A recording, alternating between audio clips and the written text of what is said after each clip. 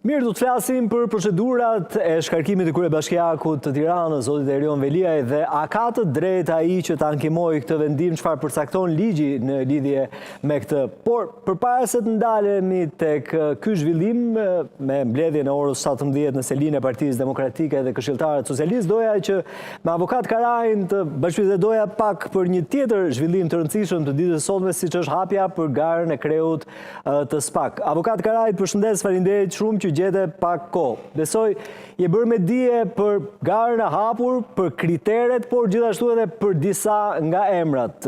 Çfarë mund të themi për kriteret e përcaktuara si njëri i ligjit që je, por gjithashtu edhe një pyetje të drejtë për drejtë. Për ju, kush është favorit për kreun e SPAK? Tani, përshëndetje Ilir, faleminderit. Kritere nuk ke nevojë fare, domethënë që ti nënvizosh, sepse janë të njëjtat kritere që kanë qenë dhe në vitin 2019 dhe në vitin 2022, kur janë përzgjedhur aso kohë Erben Kraja dhe Altin Dumani. Na mjaftojnë këta, nuk se kanë ndryshuar. Na mjaftojnë këto kritere. Nuk kanë ndryshuar asnjë gjë në këtë aspekt. Qartë.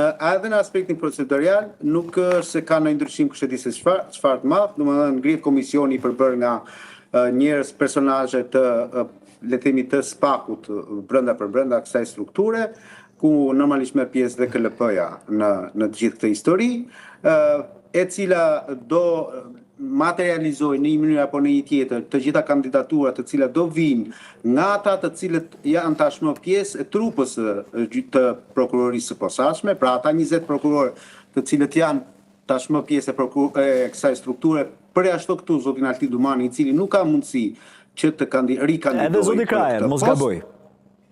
Apo jo? Jo, zoti Kraja ka mundësinë ta bëjë një gjë të tillë. Ligji thotë nuk mund të kandidosh dy herë me një herë, domethënë të një pasnjëshme. Qartë. Kurse zoti Kraja mund ta ketë këtë si pra, histori, po nga 19 prokuror apo jo? Po, 19, teorikisht janë 19 prokuror. Po, nga informacioni që unë kam, zoti Kraja nuk është se ka ndonjë ambicie për të rikandiduar.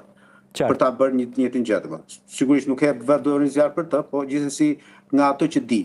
Kurse sa i përket asaj pjesës që është më kuriozative në raport edhe me ty edhe me teleshikuesit tuaj, ka disa emra në ndërto, favorit h për h shikohet për mendimin tim Adnan Xholi, një njeri shumë serioz në punën e tij, jo se tjerët janë më pak serioz, po gjithsesi një njeri i cili ka treguar një lloj serioziteti, lojaliteti edhe profesionalizmi në punën që ka bërë gjatë kësaj periudhe kohore, edhe si në një farë mënyrë krau i djathtë i zotit të Dumani gjatë kësaj periudhe kohore.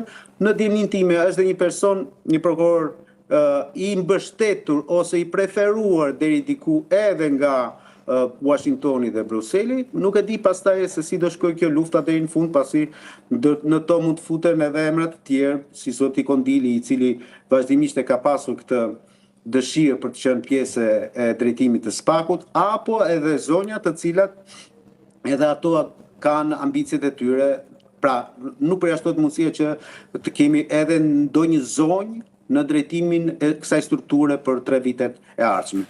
Teorikisht, me aq sa unë di, zoti Xholi është, le të themi, favoriti kryesor për të qenë pjesë e drejtimit të SPAK-ut. Pastaj se si do shkojë kjo strukturë nën komandimin e zotit apo një zonje në rasti konkret, nuk di ta them në mënyra të veçanta, të përgjithshme mund të them domethënë që ajo që ndodhi me zotin në drejtimin e zotit Dumani ka shumë pak gjasa që të ndodhë sërish. Çfarë ke parasysh me këtë të fundit?